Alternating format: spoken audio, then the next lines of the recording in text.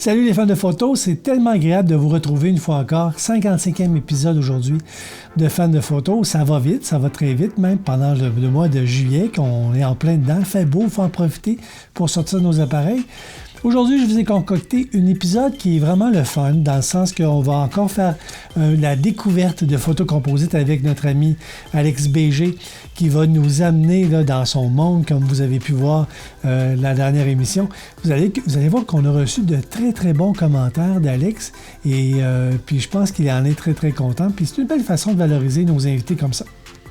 Ensuite de ça, je vous amène en fin de photo, je vais commenter vos images sous le thème réflexion cette semaine. Et en tout dernier, nous allons voir sur mon banc d'essai, mon EOS R, mon appareil photo de tous les jours, celui que j'adore. Et j'avais le goût de vous faire un petit banc d'essai sur cet appareil photo-là. À tout de suite. Fan de photo débute maintenant. Si tu es fan de photos et que tu aimerais poursuivre encore plus loin ta démarche photographique, Fan de photos, le podcast, est une émission toute désignée pour toi. Stéphane, votre animateur, s'est donné comme mission de vous partager sa passion. Que vous soyez à vos tout débuts ou encore plus expérimenté, Fan de photos est une émission que vous aimerez. Sans plus tarder, voici votre animateur, Stéphane Lafrance. Dans Fan de photos, banc d'essai, j'avais le goût de présenter mon EOS R. Pour quelle raison? C'est parce que c'est un appareil que j'adore. Puis je me suis dit que, puisque j'ai donné la piqûre à mon ami Marco Baron et mon ami Bianca Moore, dernièrement, qui en ont fait l'achat, je me suis dit, pourquoi pas ne pas vous piquer, vous autres aussi, sur l'achat possible d'un Canon EOS R, pour la simple et unique raison que là, aujourd'hui, on est le 9 juillet. J'enregistre l'émission le 9 juillet, soit jeudi, 2 jours avant de la sortir. Aujourd'hui, on a eu une grosse annonce de Canon qui nous a offert 2 nouveaux boîtiers, le EOS R5 et EOS R6. Et je me suis pas gratté la tête longtemps. J'ai procédé à l'achat d'un EOS R5 pour la simple et unique raison que j'adore mon EOS R. Puis aujourd'hui, j'aimerais ça vous le présenter vous aussi, de sorte que vous puissiez avoir une bonne idée de c'est quoi un mirrorless qui est performant chez Canon. Vous savez que moi, je suis équipé d'une grosse machine de guerre, là, mon 1DX Mark II, que j'adore, qui est une machine de guerre parce que boîtier très performant, très solide, sous toutes les conditions atmosphériques. Et je l'ai secondé avec ce boîtier-là, qui est un boîtier qui est vraiment intéressant. Je vais vous parler des points positifs, des points négatifs de cet appareil photo-là, que je vais démonter parce qu'évidemment, ça ne vient pas tout monter comme ça. Il est dans son gros harnais de travail, mais je vous démonte ça dans un instant, puis je vous présente les caractéristiques très appréciables de cet appareil photo-là.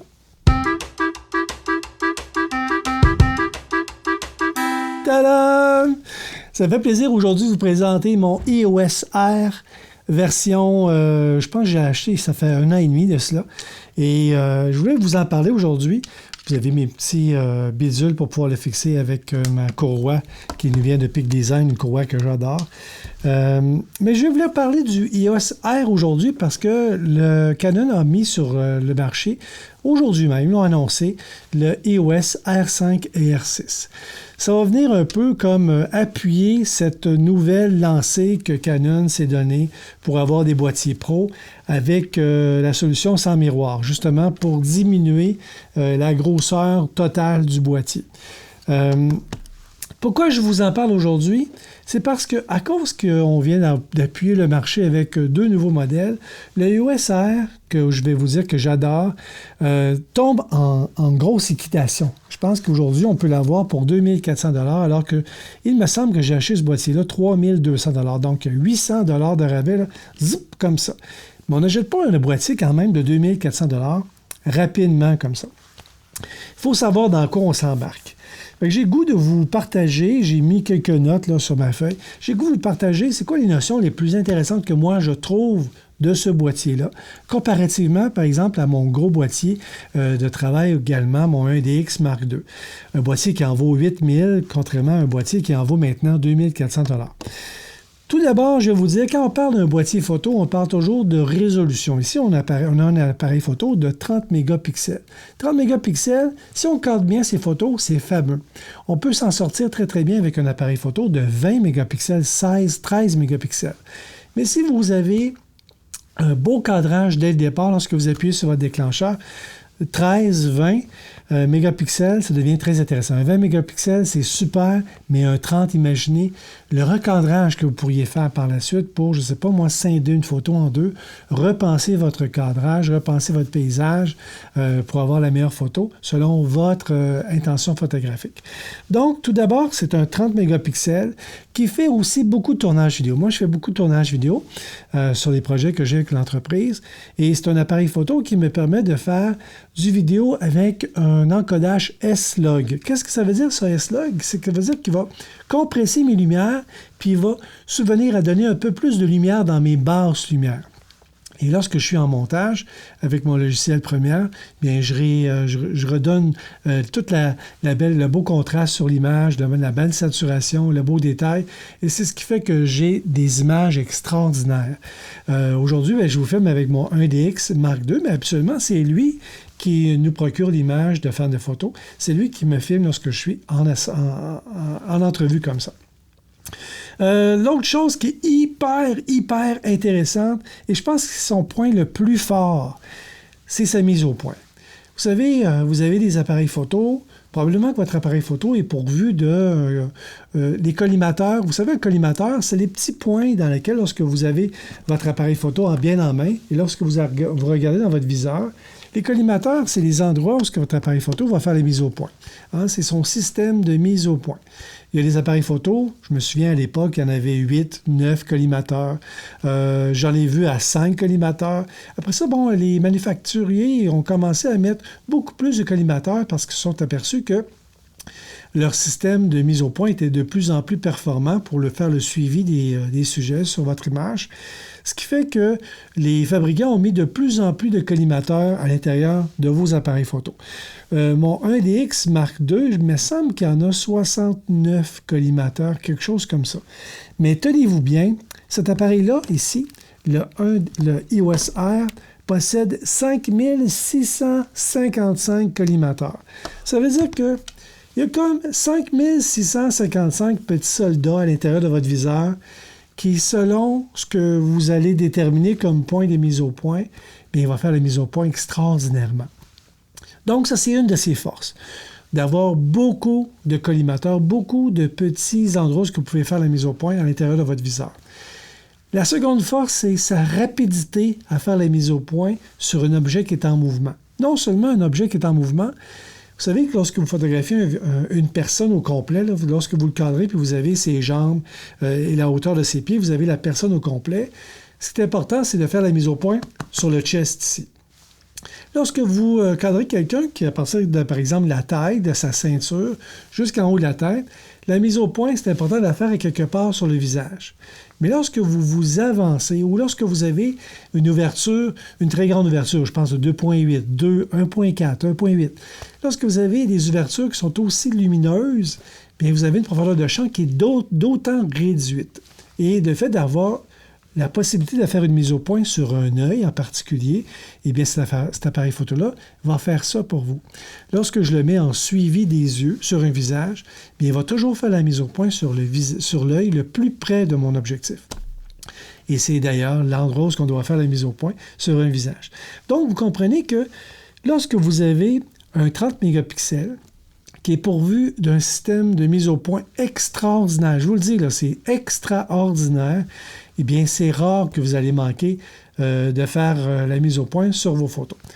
L'autre chose qui est vraiment extraordinaire, c'est d'avoir un viseur numérique. Habituellement, lorsqu'on parlait d'argentique, on avait un viseur optique. C'est-à-dire que à cause des miroirs, le système des miroirs, vous aviez comme la possibilité de voir à travers votre objectif, un peu comme ceux qui sont dans des sous-marins avec les périscopes qui sortent de l'eau, bien, c'est un jeu de miroir qui nous permet de pouvoir voir ce qu'il y a à la surface.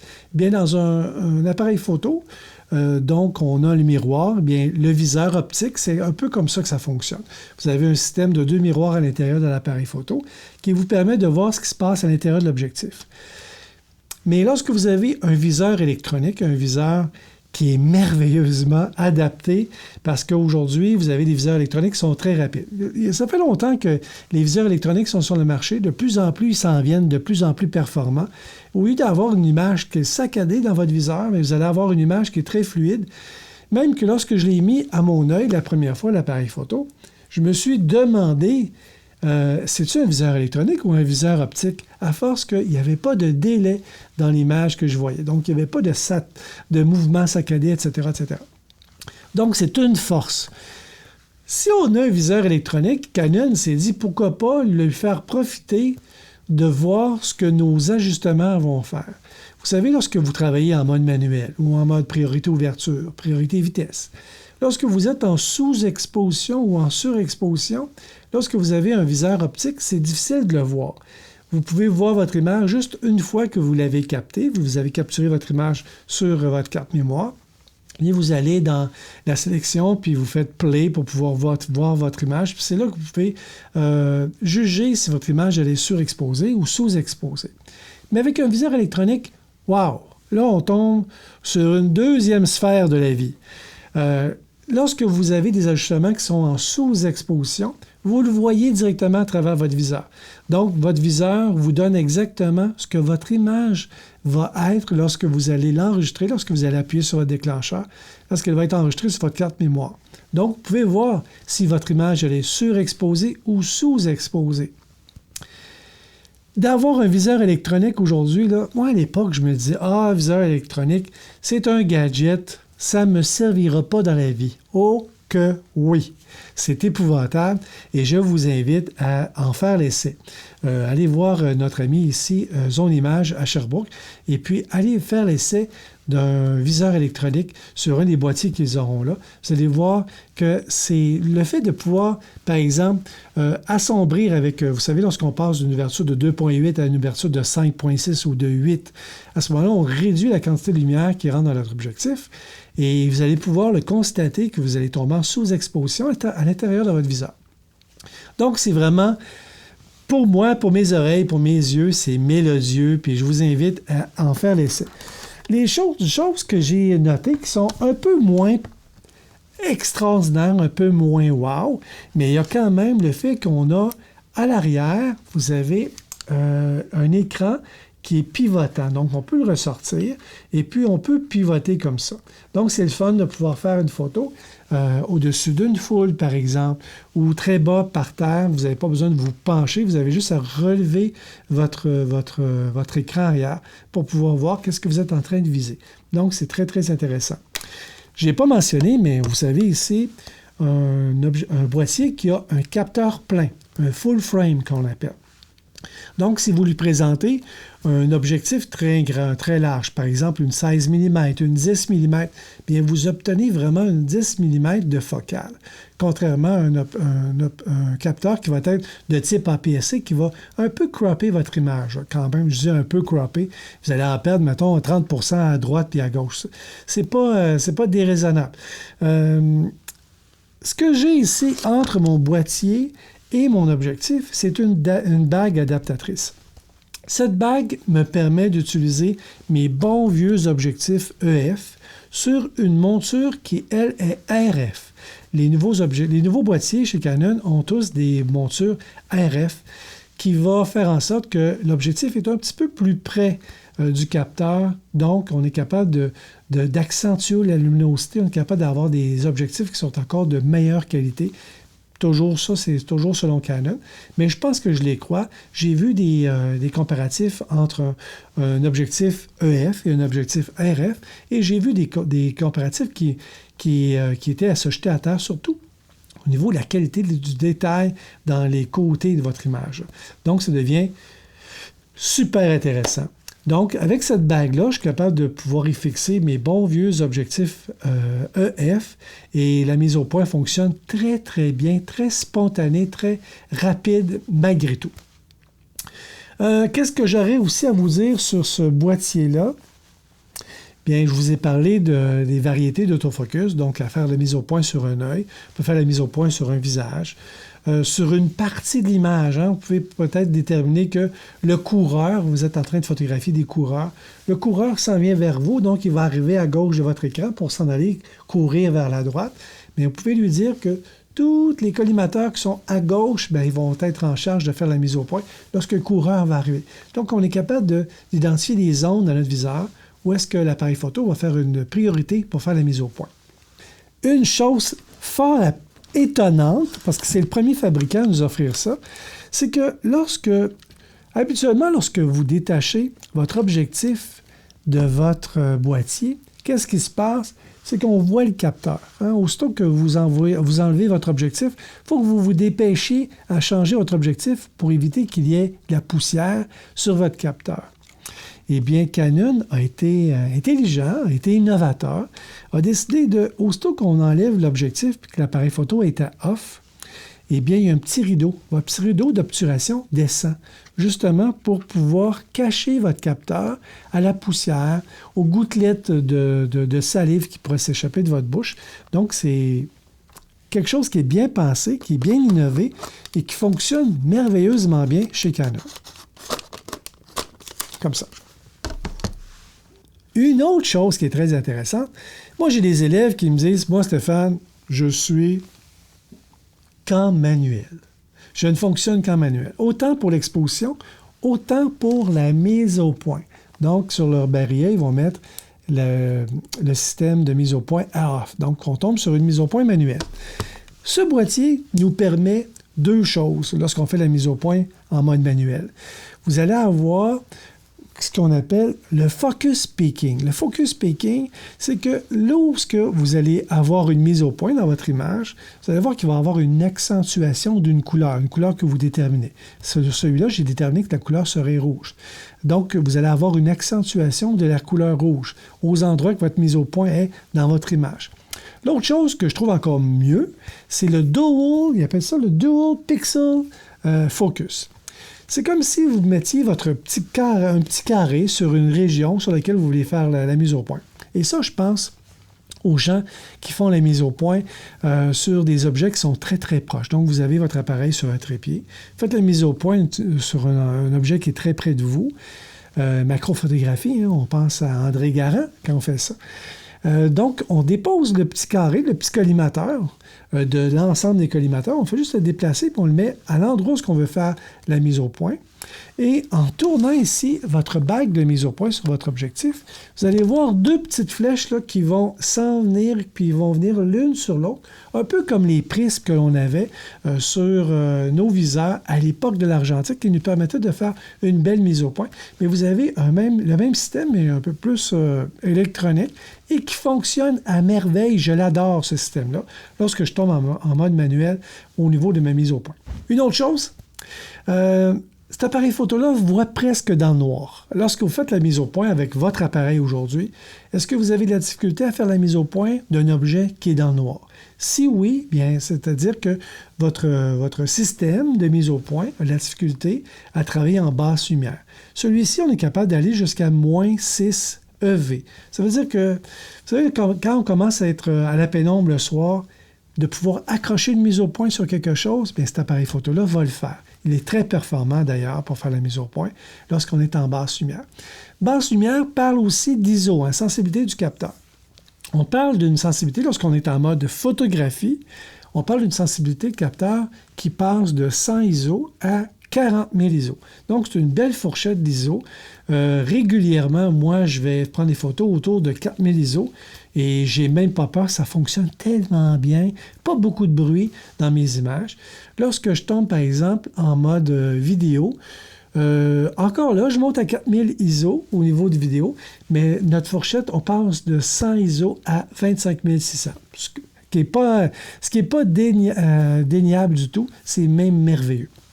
J'ai-tu autre chose à vous rajouter sur ça? Je pense pas.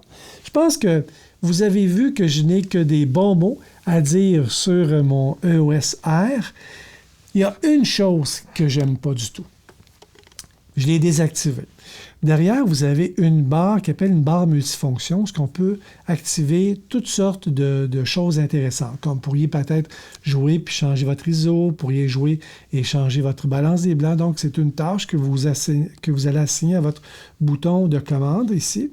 Et cette barre de commande-là, elle n'est pas vraiment fonctionnelle. Si on fait juste y toucher un petit peu, elle s'active.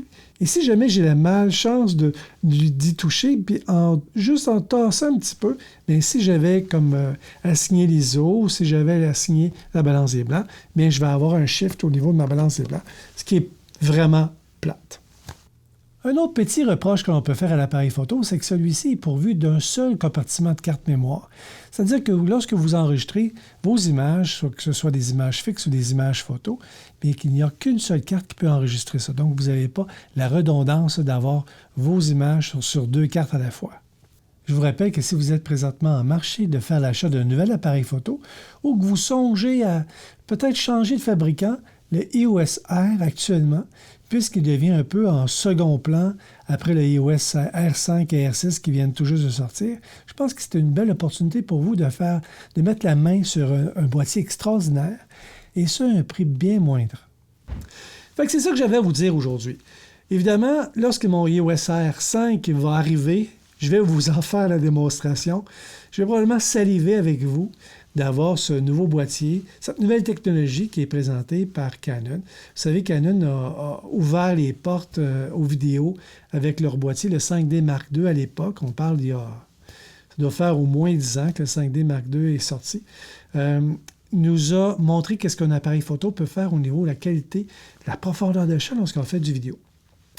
Je pense que le EOS R est venu apporter quelque chose de nouveau à cause qu'on n'a plus de miroir à l'intérieur, mais le EOS R5 va être encore plus génial. Donc, c'est un peu ce que j'avais à vous dire au niveau de mon EOS R aujourd'hui. Et sans plus tarder, allons voir ce que Fan de photo vous commente pour vous cette semaine.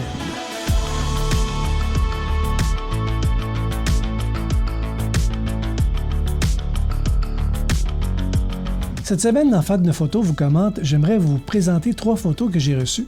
J'ai reçu une photo de Caroline, Nathalie et Eric. 3 belles photos sous le thème réflexion. Sans plus tarder, allons voir la première photo, la photo de Caroline. Caroline, tu nous présentes cette semaine une photo qui est vraiment magique. Une photo autour de minuit, eau de parfum, Yves Rocher, pour ne pas le nommer. Très beau cadrage, Caroline. Une réflexion, pour moi, en tout cas, une réflexion, ça veut dire qu'on va essayer de cadrer notre image le plus centrale possible pour que la réflexion puisse être autant en haut de notre image qu'en bas de l'image. C'est une petite règle que moi, j'aime suivre. Il y en a d'autres qui vont glisser cette règle-là, qui vont peut-être cadrer juste un petit peu plus haut, un petit peu plus bas. Mais moi, je trouve que si on parle d'une réflexion, puis surtout qu'on a un thème qui s'appelle réflexion, et non pas... je vais vous donner un exemple. Mettons que je vous demandais de me photographier, le thème, ce serait nuageux ou amoncellement nuage, ou peu importe, et que vous me photographiez, par exemple, on va voir la photo d'Éric très bientôt, vous avez un ensemble de nuages extraordinaires avec un pont, puis vous allez avoir la réflexion de l'eau. Le thème, à ce moment-là, c'est les nuages. Donc, vous allez peut-être m'offrir un 2/3 de nuages dans votre photo, puis 1/3 de sol. Lorsque je vous appelle pour que je vous demande de faire une photo sous le thème réflexion, bien, je trouve ça le fun de pouvoir avoir une belle réflexion centrale. Caroline, tu m'en parlais dans ta façon de faire, que tu as disposé d'une surface qui est réfléchissante juste en avant, ton petit pot là, d'eau de parfum. Et je pense que ça donne un effet très magique. C'est comme si c'était la surface d'une eau, une surface, je ne sais pas moi, d'un bain ou une surface d'un petit ruisseau en pleine forêt, parce qu'on peut voir qu'il y a de la végétation autour de ton objet principal. Et je trouve ça merveilleux. Donc, pour moi, au niveau du détail que tu as mis pour pouvoir composer ton image, bravo. Parfois... on peut faire ces choses-là. Vous allez voir qu'il va y avoir d'autres photos, qu'on va pouvoir voir qu'on a fait une réflexion avec un logiciel. Mais lorsqu'on est capable de tout faire avant même d'appuyer sur notre déclencheur, bien, je pense que ça vaut la peine d'investir quelques secondes, d'investir quelques minutes pour préparer notre plan de travail. Donc ici, qu'est-ce que j'ai? J'ai la bouteille qui est centrale, qui me plaît parce que c'est comme si on faisait une photo aussi. Ce que Caroline a voulu nous offrir, c'est une photo avec son intention, c'était de nous vendre la bouteille d'eau de toilette, d'eau de parfum. Donc, moi, je suis très acheteur de ta photo. Elle est très, très belle. Ton arrière-plan qui est vaporeux à cause de ton ouverture, c'est magique dans ton image.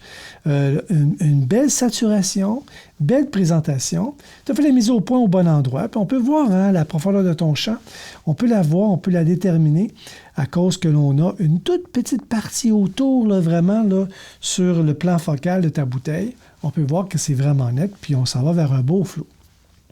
Les gens vont me dire « Hey, comment ça se fait que le flou n'est pas aussi au niveau de la surface si on a une petite profondeur de champ? » Eh bien, puisque Caroline a fait la mise au point sur son objet et que c'est son objet qui est en réflexion sur la surface de qu'est-ce qu'elle a utilisé pour faire justement son effet miroir, eh bien, c'est là, à cause de ça, on n'aura pas de flou de profondeur de champ.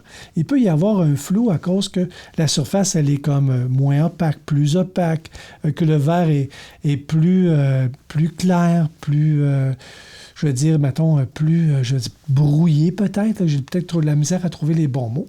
Mais très belle exécution. J'adore ta photo. Je te dis bon succès. Bravo. Dans cette deuxième image qui nous est proposée par Nathalie, nous avons une belle réflexion, mais celle-ci a été réalisée à l'aide d'un logiciel de retouche, quelque chose du genre Photoshop ou un autre logiciel qui est apparent à ça. Allons voir l'image. Je vais l'agrandir un petit peu pour voir qu'est-ce qu'on a. C'est très beau comme effet, là, d'avoir amené ton système de flou, d'avoir amené le flou jusqu'à la base de tes barreaux, là, de cette belle galerie-là. Je pense que c'est à North Atlantic qu'on retrouve cette belle galerie-là. C'est très, très beau. C'est jouissif même pour les yeux. La saturation, la belle saturation que tu as sur ton image, le souci de la netteté. Hein? On peut voir que même les bateaux au loin sont nets. Même l'antenne sur... je pense que j'en vois juste une antenne. Je pense que même l'antenne, elle est vraiment nette. Donc, un beau souci au niveau de la profondeur de champ. Tu as un bon choix d'ouverture. Le cadrage, magnifique aussi. On peut voir la réflexion qui est en plein centre. C'est ça que je vous parlais. C'est ça que j'aime voir, puis je trouve ça le fun de la retrouver ici. Le seul petit bémol que je peux voir sur ta photo, c'est que j'ai l'impression que ton lac est croche. Un petit peu. Il est croche, mais juste un petit peu. Puis la façon que j'ai pour pouvoir te démontrer ça, eh bien, c'est de descendre l'image au bas de mon écran. Puis je vais le faire là avec toi. Je prends l'image, je la mets au bas de mon écran. Je sais que mon écran, elle va être le plus droit possible. Hein, le bas de l'écran, toujours droit. Et je peux voir qu'à droite, je peux toucher une partie de ton lac, là, ta ligne d'horizon du lac. Je peux y toucher. Alors que j'ai un petit jeu encore à gauche. Là. Je ne suis pas complètement appuyé sur le bas de mon écran. À ce moment-là, c'est un truc qui est facile pour pouvoir voir si mon image elle est droite ou pas. Moi, ça me saute aux yeux. Je n'ai pas besoin de descendre ça, mais lorsque je veux le prouver ou le faire valider aux gens qui sont autour de moi, ben, c'est le petit secret que j'utilise, mais n'en parlez pas à personne.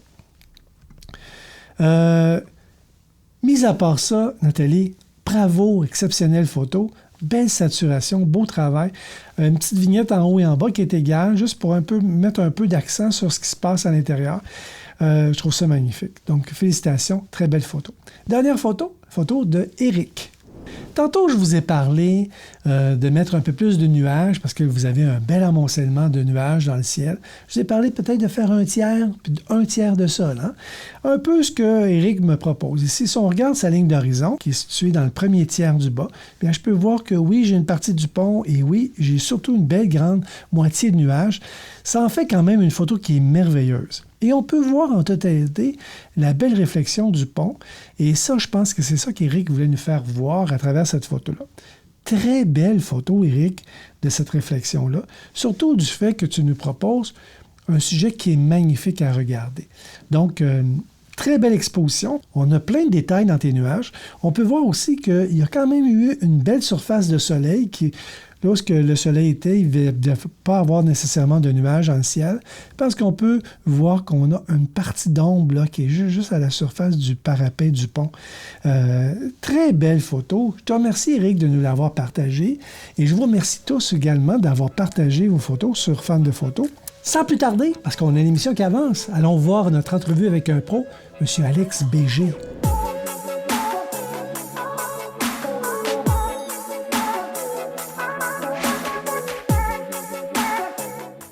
Alors, dans cette chronique « Entrevue avec un pro », aujourd'hui, on ramène, on renvoie l'hameçon à l'eau, puis on a un Alex Béger qui revient. Il nous a parlé de ses poissons rouges. D'ailleurs, j'ai reçu de crimes de bons commentaires. Salut, Alex! Salut, ça va bien? As-tu vu tous les beaux commentaires qu'on a eus sur toi au cours de la semaine dernière? Ah ouais, c'est malade. C'est le fun comme avec le monde. Ils ont eu l'air à triper, en tout cas. Hein? Tout à fait.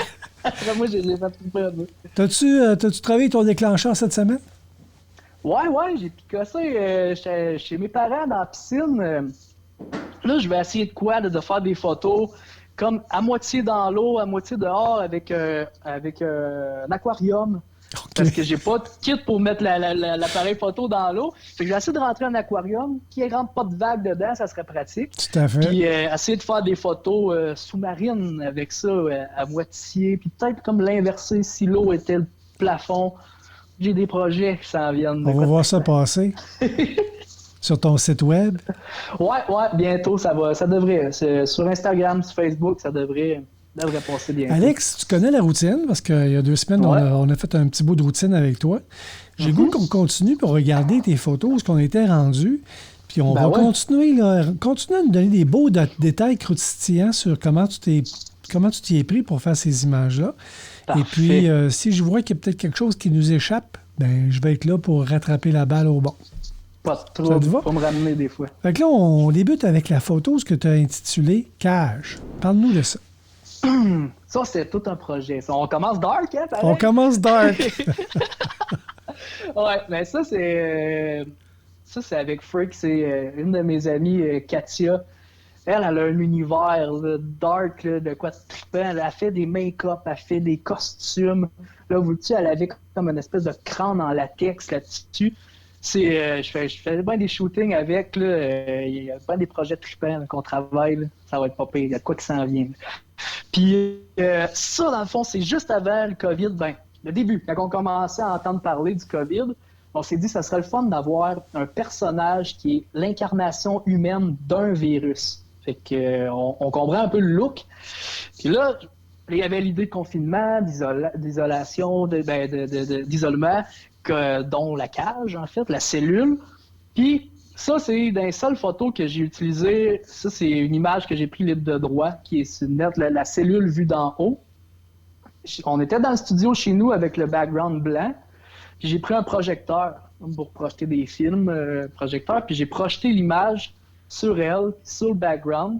J'aurais pu l'ajouter dans Photoshop par après, mais ça aurait été différent. Il y a quoi trippant de même. Puis fait que là, tu es en train de nous dire que l'image qu'on voit en arrière-plan de la cellule, c'est une projection qui est sur un mur ou une grande toile derrière ton sujet. Ouais. C'est comme la toile en arrière de moi, mais au lieu d'être avec des motifs, c'est une grosse toile blanche dans le studio. J'ai projeté l'image là. Donc, quand j'ai pris... Là, il n'y a pas de flash avec ça. Quand je prends ma photo, c'est exactement ce que je vois devant moi dans le studio. Puis là, l'image est en plongée complète. On est vu d'en haut. Fait qu'elle se trouve être assise sur le mur de côté. Puis, ce que j'aimais aussi, c'est que généralement, si tu mets un personnage au tiers comme ça, en théorie, il devrait être orienté vers l'autre bord pour essayer de regarder vers l'ouverture de la photo. Tout. Mais là, pour ramener l'idée de solitude puis d'être cloîtré dans un lieu, d'isolement. Tout à fait. Mais là, je peux pas te prendre à défaut. Pris à pleine face dans le mur, avec le petit regard là, mesquin qui nous lance. Fait que, je trouvais ça pas pire. Puis c'était des techniques, un petit bout, là, je trippais là, avec mon projecteur, j'ai fait plein de shots, mais celle-là, je trouvais que était trippante à regarder.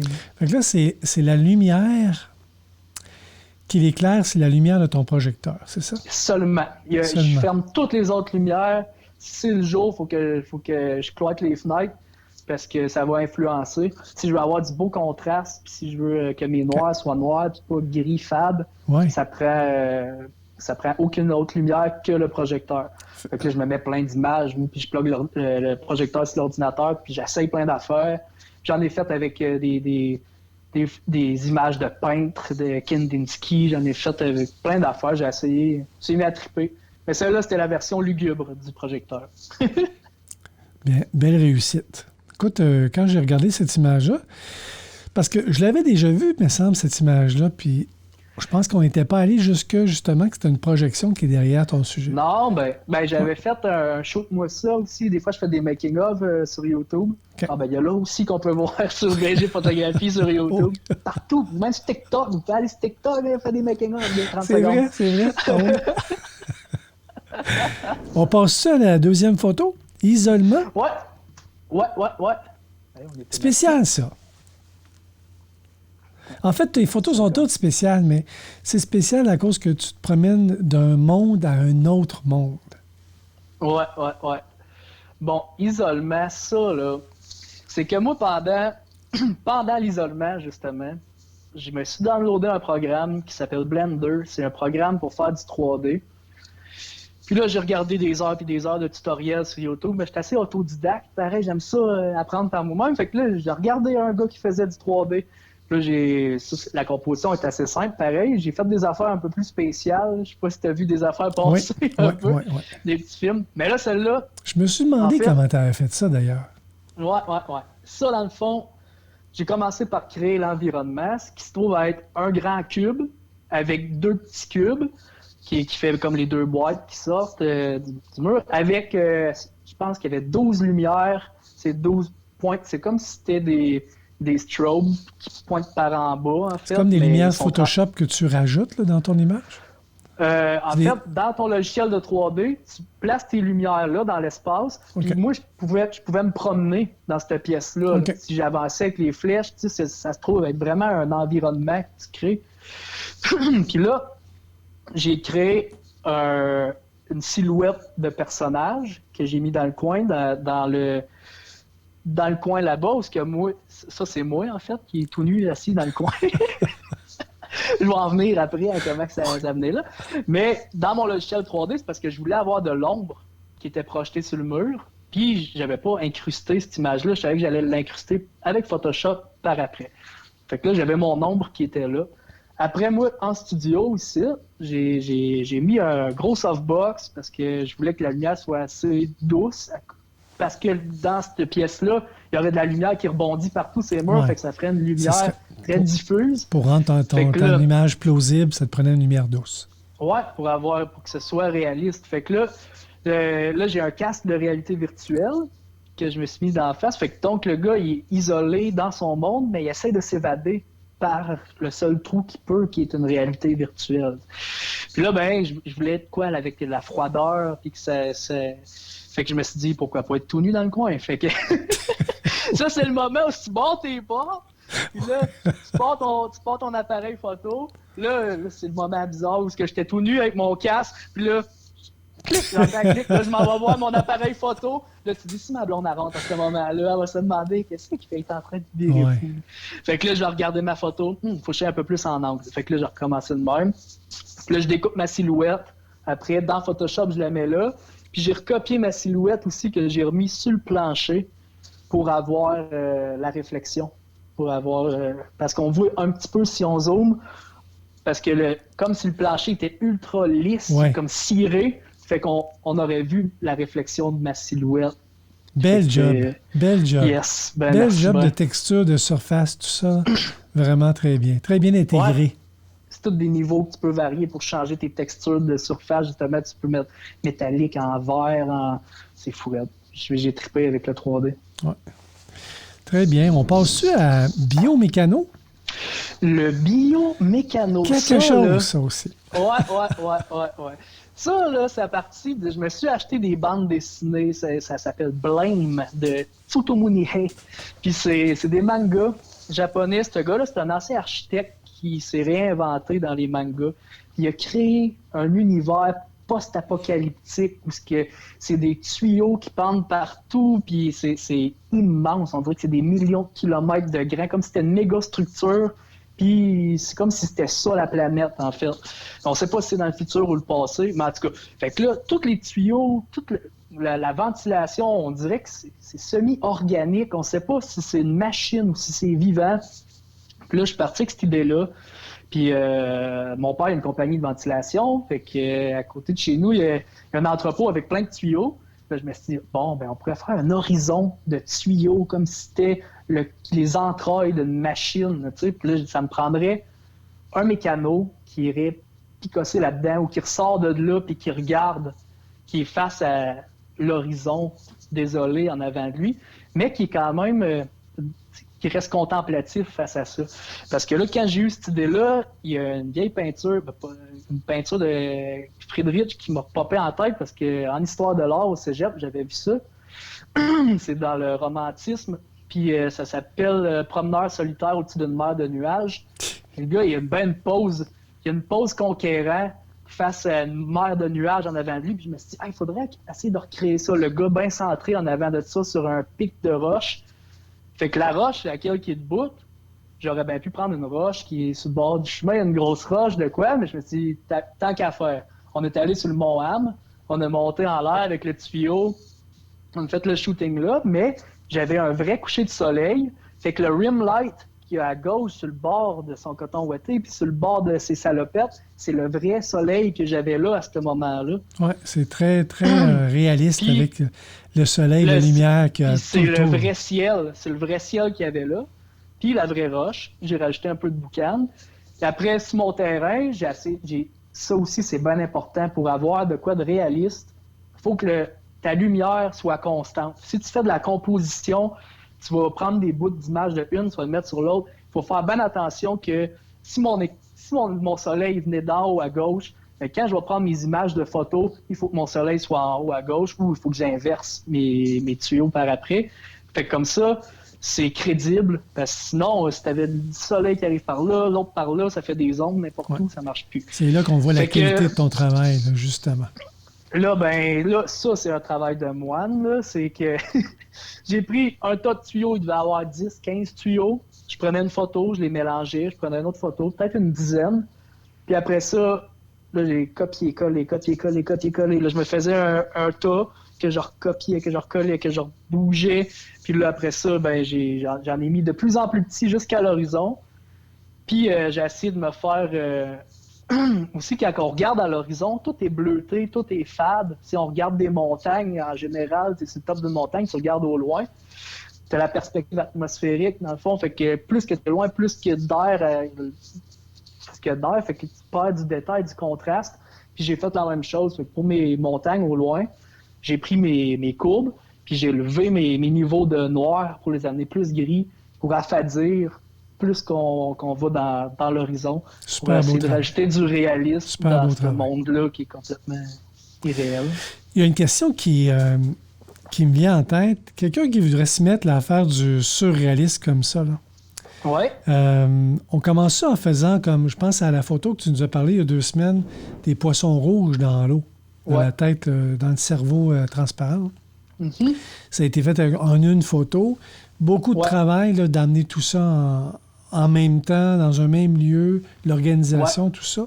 On commence-tu par ça, puis après ça, on développe une double exposition, par exemple, en Photoshop, une triple, une quadruple exposition?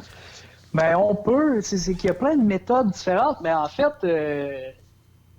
dans les premières photos surréalistes que j'ai faites, c'est exactement ça. En fait, ça a vraiment commencé par une photo. Je me montais un décor.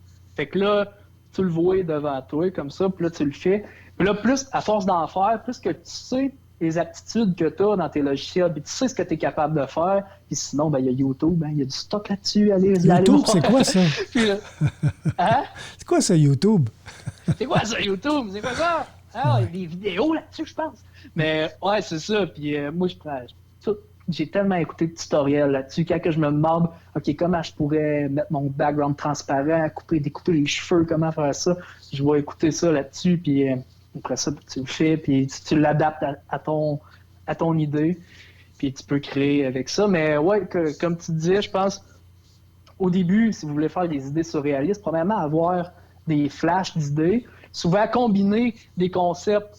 Tu vas prendre un concept bien réaliste, mais tu vas juste y rajouter d'autres objets, de sortir de son contexte, comme un ananas qui flotte dans un ciel. C'est rare que ça se passe, mais tu sais, déjà là, il y a une poésie en arrière de ça et tout. Oui, t'es un vrai poète. Au cégep, je me suis bien mis à triper sur la poésie surréaliste, sur l'automatisme, l'écriture automatique avec André Breton, puis Philippe Soupeau, tout ça, les champs magnétiques. Fait à force de lire des affaires de même, puis à m'écrire, puis sortir des idées, t'écris n'importe quoi, puis maintenant tu regardes ta phrase, tu fais c'est une photo, ça, il y a de quoi à faire avec ça. Fait que sortir plein d'idées, pas avoir peur de. Mais il faut que tu t'attaches à ton idée. Il ne faut pas t'abandonner parce que c'est de la job. C'est comme réaliser la devanture d'un roman de science-fiction. Là. Je la vois très bien, cette image-là. Là. Ouais, ben, j'ai écouté, il n'y a pas long, le film Très mort. Je sais pas si tu te souviens, il y a des espèces de gros vers dans le désert qui avec une espèce de wrench, là, puis il essaie de se battre contre des gros vers immenses, bizarres. Il n'y a pas d'yeux, c'est juste une bouche. Ouais, bref ça. Puis il y a des gens qui m'avaient dit que ça leur faisait penser à ça. Puis c'est vrai qu'en même temps, ça a l'air d'une espèce de bassin grouillant de verre, de quelque chose d'organique. Là, moi, je voyais les tuyaux, mais quand tu le checkes autrement, tu fais comme, oh, ça change l'interprétation. Pareil, là, ça parlait un Arnold Schwarzenegger là, avec un gros Christy gun là, sur ses épaules. Là, on va faire... on va cleaner à Alex, on va-tu voir la prochaine photo? C'est la photo de la personne que tu as prise sur le Mont-Ham, ça? Ouais. Ben, non, mais c'est la peinture que tu regardes. Okay. Ouais, ça, c'est le ton inspiration. Solitaire. Ouais, le promeneur solitaire au-dessus d'une mer de nuages de Caspar Friedrich. Ouais, c'est ton inspiration. C'est cette photo-là. Ouais. Ben ouais, fait que si on alterne entre les deux, on voit que le personnage est pratiquement à la même place, avec la même posture Captain Morgan. Tout à fait. Ouais. Bon, on s'en va à notre avant-dernière photo, le Louvre. Une photo spéciale, ça aussi. Ouais, ça, dans le fond... J'étais en voyage avec ma blonde, on est parti en 3 mois, on s'est promené en France, un peu partout en Europe. Puis là, ma blonde commençait à être écœurée que je prenne des photos parce que je faisais rien que ça. Je tripais bien là. Je disais, oh, t'es malade. Là, maintenant, on arrive au Louvre, puis je voulais faire une photo différente. Là, j'étais à l'autre bord de la rue. J'avais mis ma caméra sur un trépied. Puis j'essayais de prendre des photos, mais il y avait tout le temps des chars qui passaient, puis qui nuisaient à ma photo. Fallait que j'attende entre les shots. Puis maintenant, je me suis dit, je pourrais peut-être me servir des lumières, de l'autobus, les phares des chars, avoir les lumières à break avec les lumières en avant. Si je mets une longue exposition, ça va faire du light painting, ça va faire des lumières, des traits de couleur sur ma photo, puis peut-être que ça va bien sortir. J'installe ma caméra, je mets, je sais pas quoi, peut-être 4-5 secondes, puis je passe ça. Il y a un autobus qui passe. Ça fait ça du premier coup, je capotais, j'étais comme hey, c'est parfait, il n'y a pas de ligne vis-à-vis de Louvre, il y a des lignes rouges en bas, il y a comme les chiffres du tableau qu'il y avait sur l'autobus qui ont étiré en couleur. Ah non, c'était malade. T'as été opportuniste. Comment prendre de quoi l'architecture assez réaliste, puis transformer ça en quoi de surréaliste. Hein? Ça, ce type d'image-là, Alex, c'est très accessible pour ceux qui commencent en photographie avec un trépied puis son boîtier. Explique-nous donc rapidement là, comment tu t'y es pris. En fait, une manière de dessiner avec la lumière, c'est que vous mettez votre caméra sur un trépied. Le soir, c'est mieux qu'il fasse assez noir. Puis vous prenez une flashlight, une lumière, n'importe quelle source lumineuse. Vous mettez un temps d'exposition assez long. Mais commencez avec un 20 secondes, 30 secondes, vous allez comprendre. Puis là, vous dessinez dans les airs, tu fais des formes, tu écris un nom, tu fais n'importe quoi. Puis là, après ça, tu regardes la lumière, la photo, puis tu vois qu'en fait, tout le temps que tu as bougé ta source lumineuse, ben, elle va s'être gravée sur la photo, puis tu vas avoir dessiné avec de la lumière. Quand même un concept assez flyé. Ouais. Puis la première impression que l'on a lorsqu'on prend ce type de photo-là, avec un ISO très bas, hein, parce qu'il ne faut pas que tu pompes de lumière dans ta photo, mais on a toujours bouche bée du résultat que l'on obtient. C'est fou, là, genre, je vois des gens qui font ça avec des barres de LED. Ouais. Le tour de leur sujet, puis je vais essayer de quoi à un moment donné avec ça, probablement. Ça s'en vient, hein? Ah ouais, ça fait partie de la liste. La to-do list est assez longue, c'est comme un parchemin qui se déroule. Ouais. Alex, on passe-tu à la dernière photo? J'ai le goût de pleurer, là. C'est ça. Ça, Alex, c'est une des images que j'avais comme introduit ta présence au Club Photo de Quaticook, parce que je t'avais invité comme VIP. Puis c'est cette photo-là que j'avais utilisée pour montrer un peu là, l'imaginaire qui est derrière, puis le côté réel de cette image-là, mais il y a un imaginaire, il y a un know-how, parce qu'on ne fait pas cette photo-là de même, là. Et, il y a de quoi de tordu là-dedans. Oui. En fait, parle-nous de ça. La technique, c'est avec un drone. Ça prend un drone. Puis ça, c'est pas moi qui ai inventé ça, par exemple. J'ai déjà vu des photos qui étaient faites comme ça, mais moi, j'ai voulu intégrer une histoire dedans. Fait qu'il y a le personnage en bas, avec sa tank à gaz, qui a manqué de gaz, puis il y a son char qui est un peu plus haut. Fait qu'on comprend qu'il part à pied, puis en quête de pétrole. Puis là, dans le fond, c'est que vous prenez votre drone, une shot comme ça, puis il y a la voiture qui est ici, il y a le personnage qui est là, le drone comme ça. Puis là, une shot de face, puis là, vous allez balayer comme ça jusqu'à être complètement au-dessus, faire comme un gros 90 degrés. Puis moi, il y a environ 6 photos là-dedans. OK, tu as été prendre jusqu'à ce souci-là de faire plusieurs photos dans ton déploiement de drone. Ouais, en fait, c'est ça. Fait que ça prend 6, je pense que j'en ai pris une dizaine, mais je m'en ai servi de 6 finalement pour être sûr d'avoir tous les angles jusqu'à avoir complètement au-dessus. Une belle courbe. Fait que comme ça, quand vous les superposez, toutes les images, puis les étirer dans Photoshop, puis les placer, puis masquer le lien entre chacune des photos, mais ça donne une double perspective. En fait, tu as ton image de face, puis tu as ta plongée complète. Fait que tu as la même scène qui est vue de 2 angles différents dans la même photo. C'est toutes des photos qui ont été prises avec ton drone, ça? Parce que je vois que la qualité de l'image, la qualité des couleurs, c'est pas mal égal tout le temps. Là. C'est le Phantom 4 Pro, puis ça shoot en RAW. Fait que t'as du détail, là. Tu peux aller rechercher beaucoup de détails. Ouais, capoté. Quelle belle image. Bravo. Puis il y a du travail, il y a une coupe de passes de high pass, puis aller rechercher du détail, puis aller jouer avec les couleurs, puis de la clarté, puis c'est ça. Mais c'était vraiment à l'automne. Les vraies couleurs. C'est les vraies couleurs qui étaient là. Un chemin d'érablière dans le coin de Gaulle. T'es opportuniste, t'es flyé, puis on t'aime comme ça, Alex BG. Ben, merci bien. Il y a plein de projets. Écoute, on t'invite-tu pour une 3e émission? On va laisser le temps écouler. On va t'inviter. Je vais te réinviter, Alex. Peut-être sous la tutelle de Notre Vue qu'un pro ou peut-être sous une autre tutelle. On ne sait pas trop. On regarde ça. Mais moi, je suis ouvert aux propositions. J'ai adoré ta présence. Puis je pense que les fans nous l'ont dit cette semaine. On a apprécié le côté accessible de ta personne. Tu n'es pas quelqu'un qui est craqué, mais qui est... En fait, tu es quelqu'un qui est craqué, mais tu es quand même abordable. On est capable de te suivre. Tu es une personne généreuse de ton temps pour avoir participé 2 émissions consécutives à Fan de Photo. Puis je te remercie tellement. Toi aussi. Merci beaucoup, beaucoup, beaucoup. Comment on fait pour te rejoindre, Alex? Ben, vous pouvez aller sur mon Instagram, bgphotographie.ca. Il y a mon site web, bgphotographie.ca. Il y a sur Facebook, bgphotographie, sur YouTube, sur TikTok. On est partout. C'est tout BG Photographie. Tapez ça, puis je vais sortir. Bien, je te souhaite du succès encore cette semaine dans les commentaires. Et j'apprécie beaucoup que tu nous aies octroyé du temps comme ça pour nos fans. Merci, Alex. Ça fait plaisir, Stéphane. À la prochaine. Salut tout le monde. À une prochaine, c'est certain. Salut. On est déjà rendu à la fin de notre émission aujourd'hui. Puis je ne peux pas vous laisser partir sans vous dire qui on va recevoir lors de notre prochain épisode. Eh bien, on va parler de photo boudoir avec Isabelle Otis. Isabelle Otis, c'est une personne formidable que j'ai passée en entrevue lorsqu'on était au premier balbutiement de Fan de Photo. Je pense que c'était au 5e ou 6e épisode. On est rendu au 55e aujourd'hui. Isabelle était venue me chercher lorsqu'elle m'avait présenté via Facebook des belles images de photos, des bulles de savon qu'elle avait déposées sur des bancs de neige.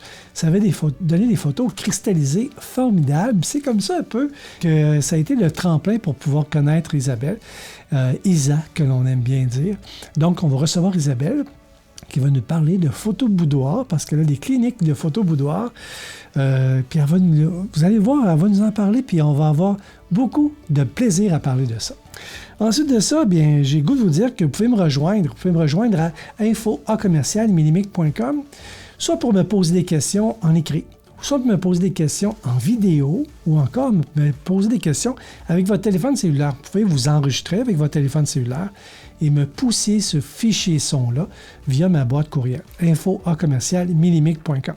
Également, je ne peux pas vous laisser partir sans vous inviter à vous abonner à notre chaîne YouTube, Émission Fan de photos. De cette façon, vous allez recevoir un courriel, et ce, au moment même que nous allons déposer un nouvel épisode sur la chaîne YouTube Émission Fan de photos. Je pense que c'est une valeur ajoutée pour votre quotidien, que je dirais, votre quotidien photographique. Écoutez, on termine sur ça aujourd'hui. J'ai le goût de vous souhaiter de magnifiques photos. On est en plein été, on est même en période de canicule actuellement. Appuyez sur votre déclencheur à outrance et montrez-moi vos photos. Prochainement, je vous parle de notre prochain thème photographique. Sur ce, bien, je vous souhaite bonne photo. Ici Jean-François Nolan, élève de Stéphane et son cours Déclic photographique magique. Fan de photos est une idée originale de Stéphane Lafrance, photographe, et vous proposera à toutes les 2 semaines de franchir une nouvelle étape photographique. Fan de photos est votre émission et elle s'adresse à tous ceux qui veulent améliorer leur technique photographique. Partagez la bonne nouvelle!